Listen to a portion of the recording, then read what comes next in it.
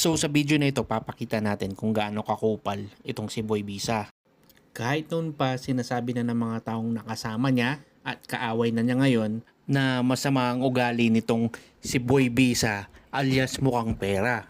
So makikita nyo nga sa live niya na ito, gigil na gigil si Gago kasi may sinabi yung asawa niya habang naka-live siya. Makikita nga dito na tila nagtatalo yung dalawa. Ipapakita pa niya yung video ng asawa niya. Ayan. So, akala ni Boy Bisa, dahil inilayo na niya ang camera, hindi na makikita yung kademonyohan na gagawin niya sa asawa niya. So sa slow motion video na ito, makikita nyo kung paano sakmalin yung mukha ng kanyang asawa na tila ba hindi niya ito kaano-ano.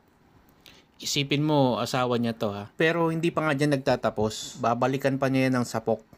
Ayan, makikita mo sa slow motion video. Ayan, 'di ba? Ganyang kasama ugali ng Boy Bisa na to.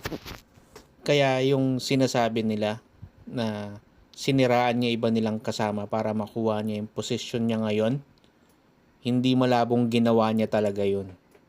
Yung away nila Silver Voice at ng iba pa nilang kasamahan, hindi malabong si Boy Bisa talaga ang may kagagawan nun. Kamukha na lang ng pagbulong niya, ang bulong ng demonyo sa kanyang utol.